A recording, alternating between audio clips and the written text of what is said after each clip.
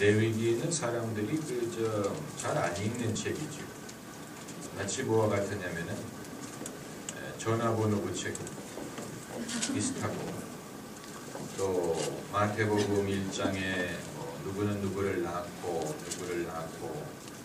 이런 구절을 연상시키기 때문에 사람들이 특별히 어떤 성경 공부를 하기 전에는 자기 스스로 레위기를 읽으려고 하지 않습니다. 왜냐하면 레위기는 처음부터 끝까지 제사의 규례에 대한 규례를 말하고 있는 것이기 때문에 매뉴얼을 읽는 거죠. 매뉴얼. 여러분 자동차를 사시면 그 차의 매뉴얼을 얼마나 구체적으로 읽으십니까? 자동차에 다 똑같으니까 엔진 걸고 시동 걸고 가면 되는 거지 굳이 이제 매뉴얼을 봐야 된다면 무슨 오디오라든가 내비게이션이라든가 이런 거를 위해서는 매뉴얼을 볼 필요가 있을지 모르지만 자동차의 사용법은 잘 읽지를 않죠. 그러다 보니까 이제 10년 동안 차를 타면서도 이 차에 그런 기능이 있었다는 것을 모르는 사람들이죠. 이 차에 이런 기능이 있었어. 모르는 게 많아요. 여러분 예를 들어서 트렁크에서 뒷좌석으로 이렇게 스키를 놀 수 있다는 사실을 아는 분들이 많지 않죠. 스키를 타러 가기 전까지는 그게 별로 중요하지 않으니까. 그러나 뒷좌석에 이제 가운데 가로막이를 이렇게 내려놓으면은 트렁크에서 이제 스키를 이렇게 꽂아가지고 뒷좌석까지 이렇게 스키를 보관할 수 있는 예를 들어서 그런 기능이 있고, 스페어 타이어가 어디 있는지 모르는 사람들도 많습니다. 왜냐하면 눈에 안 보이니까. 트렁크를 열면 눈에 안 보입니다. 그러나 그 트렁크 아래에 있습니다. 그걸 이제 위에 있는 그거 펼치고 보면 그 안에 스페어 타이어가 있는데 직접 자기가 스페어 타이어를 갈기 전까지는 그게 거기 있는지도 몰라요. 그 이외에도 무슨 공기정화 기능 같은 거라든가 이게 끄는 건지 키는 건지 모르는 사람들이 많고, 그 매뉴얼을 우리가 구체적으로 읽으려고 하지 않습니다. 그 성경도 그와 같은데 레위기는 이제 하나의 매뉴얼이에요. 제사를 위한 매뉴얼이에요. 제사에 대한 규례가 레위기입니다. 그런데 제사라는 것이 굉장히 중요합니다. 제사. 우리나라에서 이제 제사라는 말과 이 성경의 제사라는 말은 의미가 좀 다르죠. 우리의 제사는 하나의 차례지요. 차례에서 비롯된 것이죠. 하나의 예절이죠. 예절. 하지만 구약에서의 제사는 예절이 아니고 sacrifice의 개념입니다. sacrifice란 말을 평소에 제사로 번역하지 않습니다. 뭐로 번역합니까? 희생이란 말로 번역하죠. 제사는 희생이, 우리의 유교적인 제사와는 달라요. 이 유교적인 제사에는 희생이라는 게 없죠. 생명을 바치지 않잖아요. 그러나 이 구약의 제사는 생명을 바치는 그런 의미에서 희생이, 생명을 바치지 않고서는 제사를 드릴 수가 없죠. 여기에서 이제 왜 예수 그리스도께서 오셔서 십자가의 희생을 당하셔야 했느냐 하는 이유를 찾는 것입니다. 왜 십자가의 보혈이 필요했는지. 예수님의 십자가의 희생이 어떤 부득이한 순교의 죽음이 아니에요. 의인이 악인에게 핍박을 받아서 죽은 순교적인 죽음이 아니에요. 소크라테스의 죽음은 순교라고 부를 수 있습니다. 간디의 죽음도 순교적인 것이라고 볼 수 있습니다. 그러나 예수님의 죽음은 순교가 아닙니다. 예수님의 죽음은 제사였어요. 제사. 희생.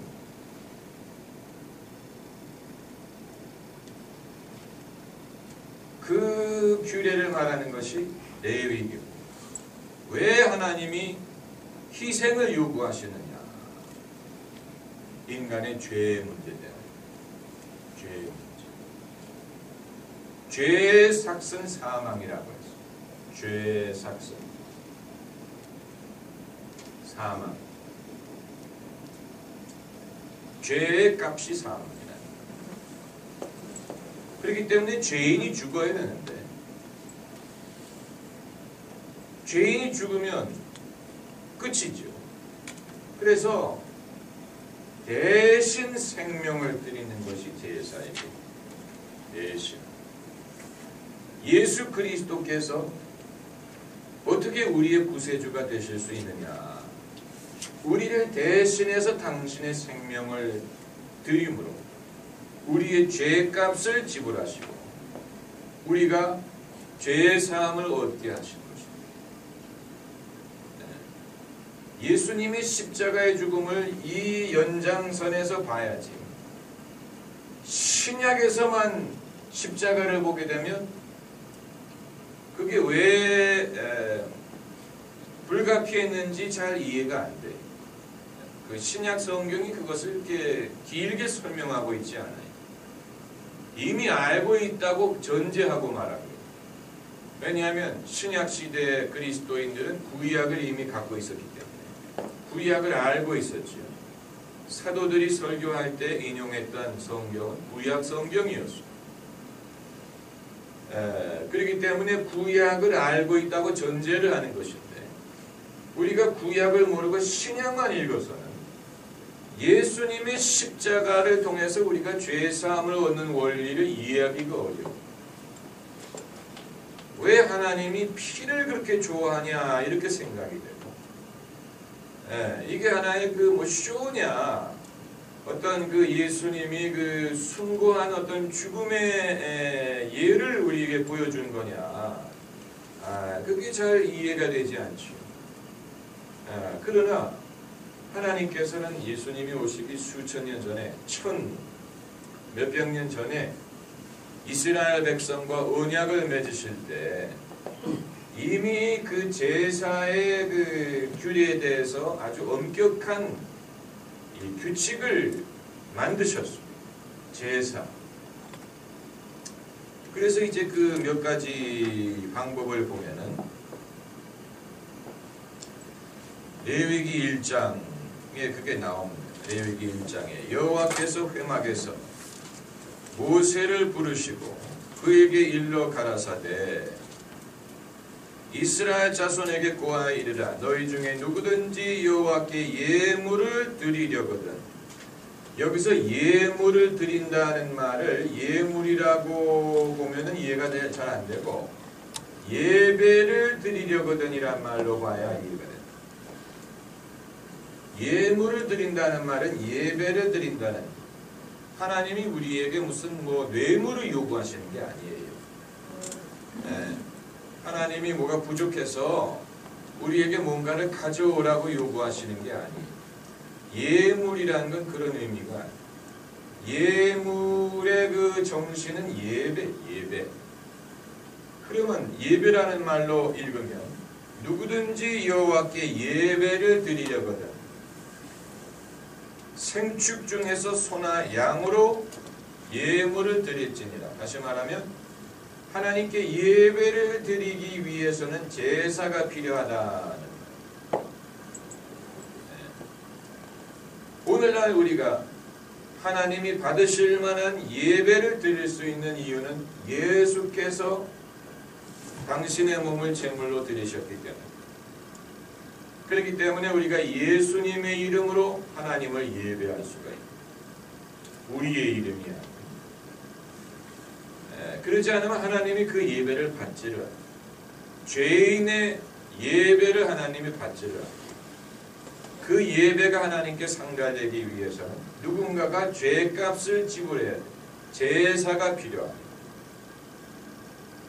그 제사를 드리는 방법이 3절에 그 예물이 소의 번제이면 흠없는 수컷으로 회막문에서 여호와 앞에 연락하시도록 드릴지니라.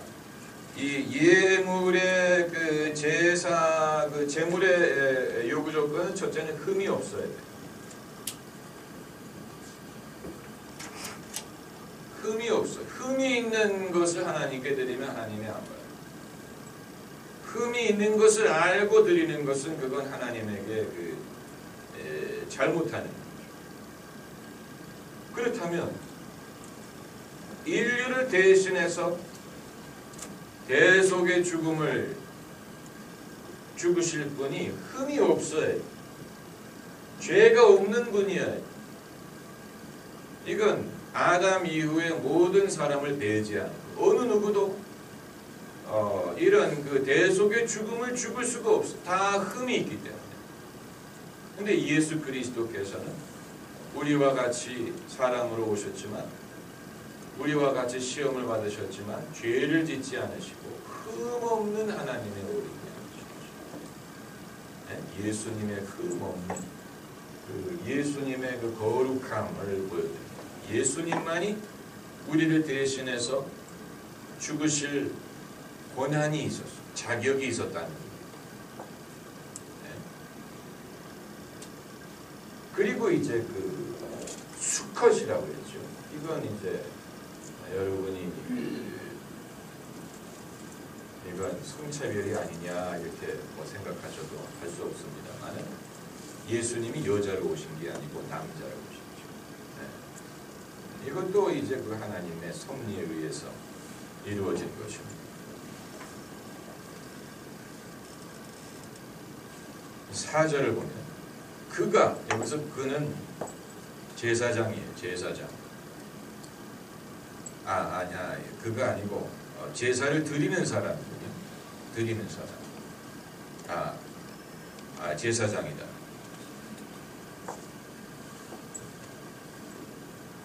그라는 말이 누구를 가리키는지 본문상으로는 알 수가 없어요. 이스라엘 자손에게 고하여 이르라 너희 중에 누구든지 여호와께 예물을 드려 승축 중 소나 양으로 예물을 드릴지니라. 그 예물이 소의 번제이며 흠없는 수컷으로 회막문에서 여호와 앞에 연락하시도록 드릴지니라. 그가 여기서 그는 제사를 드리는 사람. 제사를 드리는 사람. 그가 번제물의 머리에 안수할지 그리하면 연락되어 그를 위하여 속죄가 될 것이라. 왜 제사를 드리는 사람이 번제물의 머리에 안수를 하느냐? 안수의 목적은 전달하기 위한 것입니다.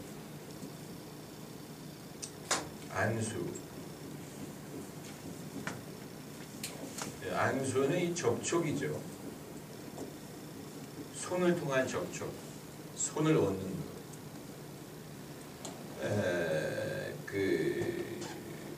목회자가 안수를 하든 목사 안수 받을 사람에게 안수를 하든 병자에게 안수를 하든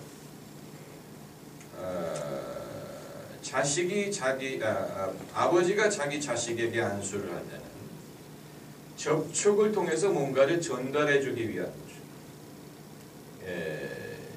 축복할 때 안수하는 것은 복을 전달하기 위한 거죠. 또 목사 안수 받는 사람에게 안수하는 것은 이제 목사로서의 그 은사를 전달하기 위한 것이고, 병자에게 안수하는 것은 이제 그 치유의 능력을 전달하기 위한 것이죠. 안수는 뭔가 전달하기 위한 것이 대부분의 경우에는 그게 좋은 것을 전달하기 위한 것이죠. 그런데 제사를 드릴 때만은 제사를 드리는 사람이 제물의 머리에 안수하면 어떻게 되느냐면은 그 사람의 죄가 그 짐승에게 옮겨가는 거예요. 죄가 옮겨가는 거예요. 그 목적으로 안수를 하는 거예요. 왜냐하면 이 사람을 대신해서 그 짐승이 죽을 것이기 때문에 죄를 전달해서 이 사람의 죄를 짐승이 안고 죽는 그런 개념. 그러니까 어떻게 보면 사람이 굉장히 이기적이지요. 어쩜 그렇게 이기적일 수가 있어? 아마 오늘날 같으면 동물보호협회에서 그런 제사를 못 드리게 할 겁니다. 사람이 자기의 죄를 자기가 죄값을 치르지 말이에요. 죄 없는 짐승에게 그걸 전달해가지고 그 짐승이 대신 그 죄를 안고 죽게 한다니 그건 인간의 그 이기심의 극치다. 이렇게 볼 수 있지만 이건 아마 유일하게 용납되는 이기심일 것입니다. 만약에 이 이기심이 없으면 사람은 다 지옥 가요. 지옥 가기를 거부하는 것은 인간의 기초적인 이기심. 그게 없으면 다 지옥 가요. 그렇죠. 네. 그러니까 자기가 지옥 가기를 원치 않으면 누군가가 대신 희생을 해야 되는. 여러분 이 제사의 원리에 대해서 레위기 그 한 권이 전부 다 그 제사에 대해서 말을 하고 있는데 5절을 보면 그는 여호와 앞에서 그 수송아지를 잡을 것이요. 그 말은 죽인다는 생명을 취하는 것이죠. 하나님이 원하시는 것은 그 고기가 아니고 생명이 생명. 생명을 하나님이 받으십니다. 송아지를 잡을 것이요. 아론의 자손 제사장들은 이제 제사장이 여기 등장하는군요. 제사장들은 그 피를 가져다가 회막, 문앞, 단 사면에 뿌릴 것이며 그는 또 그 번제 희생의 가죽을 벗기고 각을 뜰 것이요. 징그럽죠. 우리가 이거 안 해도 되니까 망정이지 이거 해야 된다고 생각해 보세요. 껍질을 벗기고 각을 뜨고 피를 뿌리고 완전히 굉장히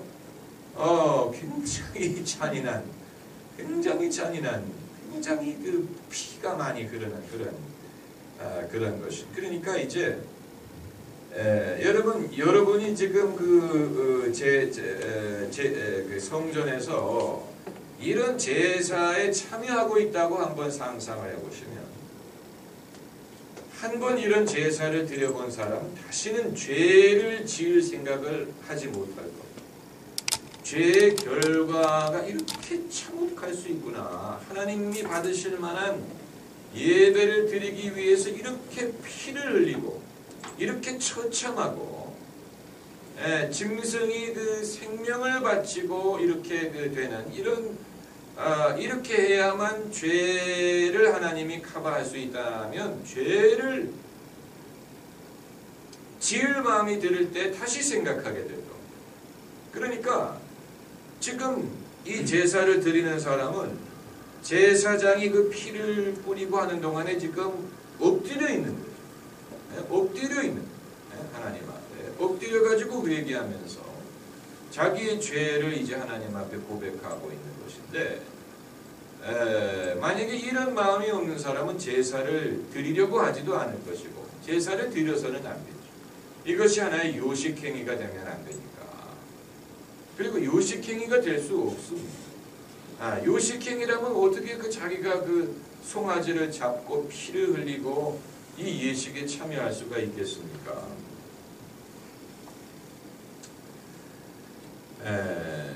이제 이런 식으로. 그래서 이제 9절 말씀을 보면 그 내장과 정갱이를 물로 씻을 것이요. 제사장은 그 전부를 단 위에 불살라 번제를 삼을지니 이는 화제라 여호와께 향기로운 냄새니라. 여기에 이제 그 향기로운 냄새라는 말이 나옵니다. 향기로운 냄새. 실제 냄새는 향기롭지 않을 거예요. 여러분 불고기집 옆에 지나가면 이제 그 고기 냄새가 나요. 갈비집 같은 데 지나가면 길 건너에서까지 냄새를 맡을 수가 있는데 우리가 맡는 냄새는 주로 양념 냄새, 양념갈비 뭐 이런 냄새가 나지 고기 냄새를 맡지는 않습니다. 하지만 고기를 태우는 것은 냄새가 그렇게 좋지 않은 거예요. 그렇죠?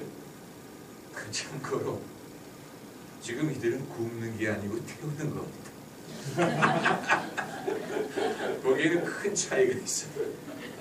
이들은 굽는 게 아니고 태우는 거예요. 우리는 굽는 거지요. 굽는데도 냄새가 나는데 태우면 이게 좋은 냄새일 리가 없죠. 그런데 하나님이 향기로운 냄새니라. 이건 상징적인 언어입니다. 하나님이 코가 있어가지고 고기 냄새를 좋아한다는 얘기가 아니고 여기서 이제 향이라는 말은 기도라는 뜻을 가지고 있고 또 거룩함이라는 뜻을 가지고 있습니다. 그래서 요한계시록 같은 데에 보면은 성도들의 기도가 향으로 하나님께 상달된다. 성도의 분향을 하는 거죠. 기도가 하나님께 올라가는 것이 마치 향을 피울 때 그 향이 이렇게 위로 올라가잖아요. 그 향기가 마찬가지로 그 의인의 기도가 하나님께 올라갈 때 향처럼 올라간다. 향기로운 냄새라는 말은 하나님이 받으시는 예배라는 뜻입니다. 하나님이 기뻐하시는 예배라는 뜻입니다. 기뻐하시는 예배. 이 향기로운 냄새라는 말이 처음 등장한 게 언제냐면은 노아가 방주에서 나와가지고 하나님께 번제를 드렸을 때 하나님이 그 냄새를 그 향을 흠양하시고 내가 다시는 물로 세상을 심판하지 않겠다라고 말씀하시는 구절이 있습니다.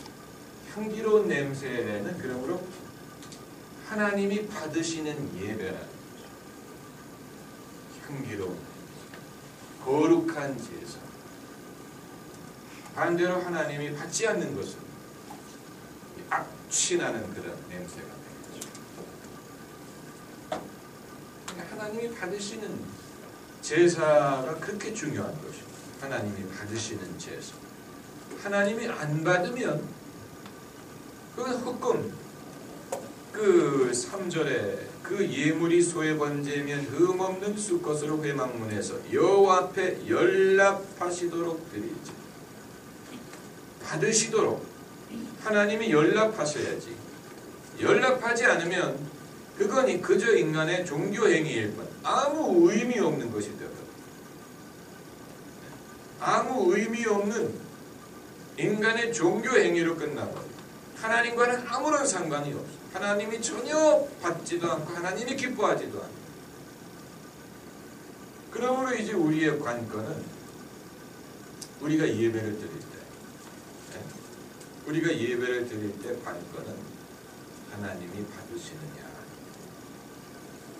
하나님이 받으시면 우리가 은혜를 받아요. 우리가 기뻐져. 예배가 즐겁고 그 예배의 결과로서 뭔가 우리에게 복이 와요. 하나님이 우리 예배를 받으시고 반대로 하나님이 예배를 안 받으시면 우리도 그걸 알겠죠. 평강이 없고 또 마음의 무거움이 떠나가지를 않고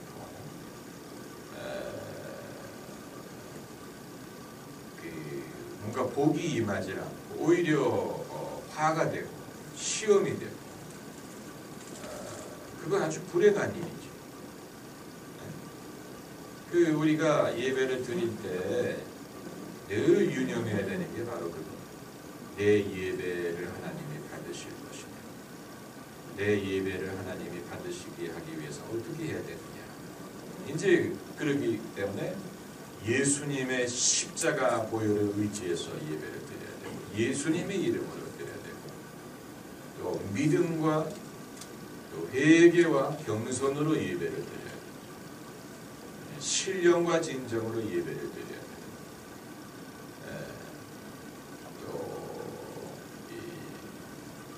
마음을 새롭게 함으로 변화를 받아서 하나님이 받으실 만한 산 제사를 드려야 되겠죠. 이게 전부 다 중요한 것이죠. 우리의 예배를 하나님이 받게 하기 위해서 이 연락하시도록 드릴지니라. 이 유대인들이 그 옛날부터 한 가지 알고 있었던 것이 바로 우리 예배를 하나님이 연락하실 것이냐, 가인처럼 되는 걸 원치 않았어요. 가인도 예물을 드리는데 하나님이 연락하지 않았죠. 네, 아벨의 제사를 연락하죠. 그래서 가인이 제사 드린 다음에 시험 받았죠. 그래서 아벨을 죽였잖아요. 아니, 예배 드리고 나서 화가 나가지고 사람을 죽였다면 그 은혜 받은 게 아니죠. 하나님이 예배를 안 받으니까 그렇게 인간이 시험에 드는,